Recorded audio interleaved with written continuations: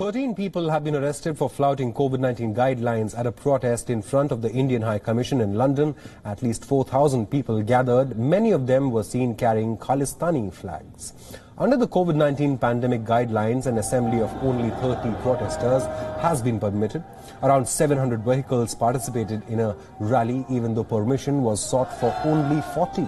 People had reportedly sought permission from authorities to protest against new farm laws in India. However, people carrying Khalistani flags to the protest has raised fear of anti-India motive behind these protests. Political Press and Information Minister at the Indian High Commission in London, Mr. Vishwesh Negi, spoke to WION's principal diplomatic correspondent about the situation. He said, and I quote, "As expected, it soon became clear that the gathering was led by anti-India separatists who had taken the opportunity of the farm protests in India to pursue their own anti-India agenda. Protest against farm bills in India is part of a democratic process. Needless to say, it is an internal issue of India." While this is a first such demonstration this year, two major protests were held in the aftermath of the abrogation of Article 370. Most of the protesters were from Pakistani diaspora, many of whom vandalized the infrastructure of the Indian mission back then.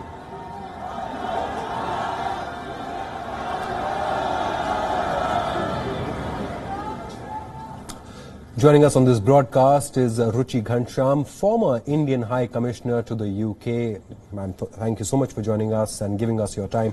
Now, you were the Indian High Commissioner to the UK when anti-India elements staged a protest outside the Indian consulate and even indulged in violence after the abrogation of Article 370 in Kashmir. Now, in the past, we have seen certain Khalistani secessionist elements stage demonstrations in the UK, and once again we are seeing the same today.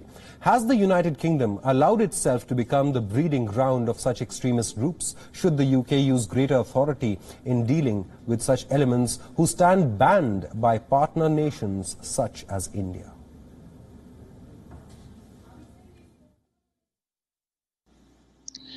There is no doubt that there are a large number of elements that are anti-Indian who are based in the UK, and they are based there not from today but for a long time.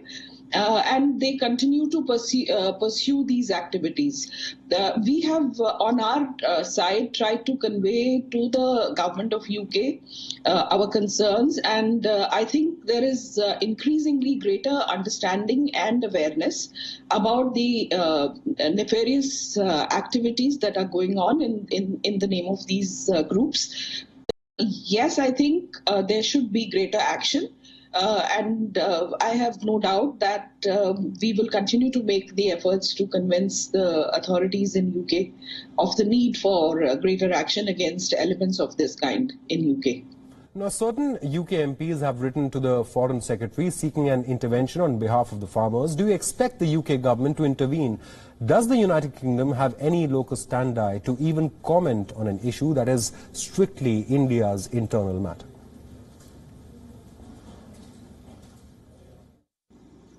Well, absolutely.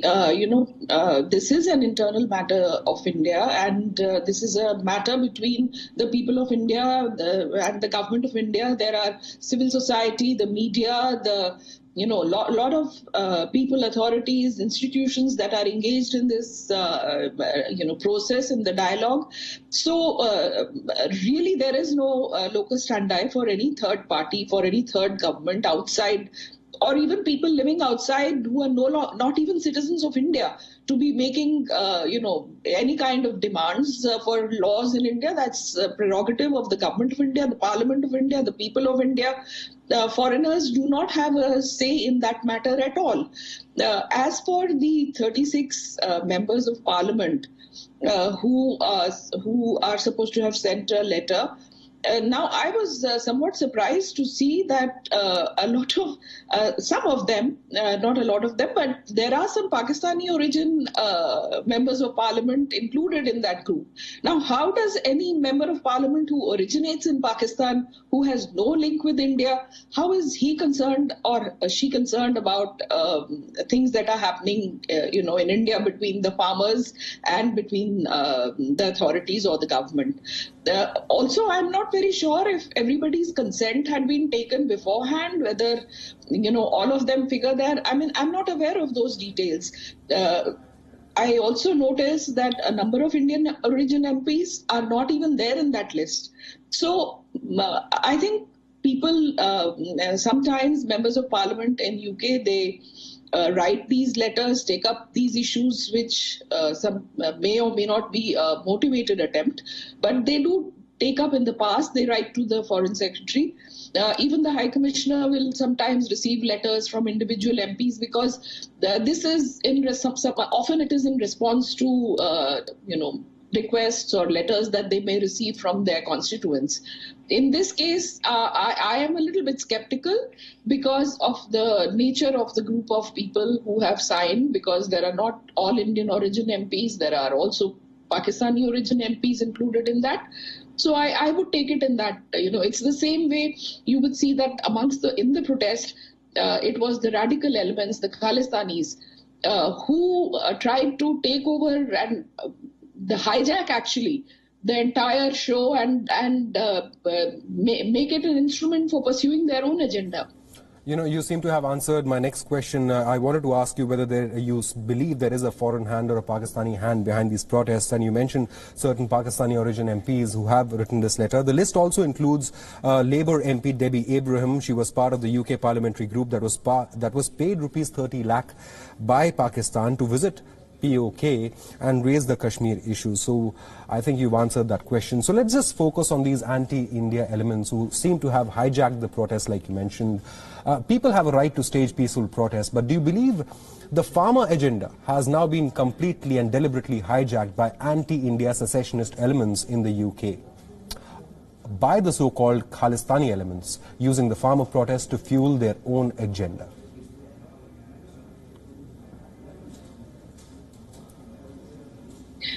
I absolutely agree with you, because in India we can see that there are talks going on between the farmers and the government, and people coming to the High Commission, and especially during COVID times, when the whole world, not just UK, but the whole world is trying to deal with this pandemic.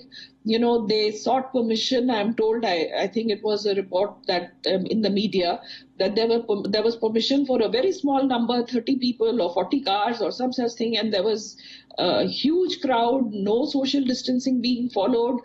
And some of the people who were there were arrested as well by the police.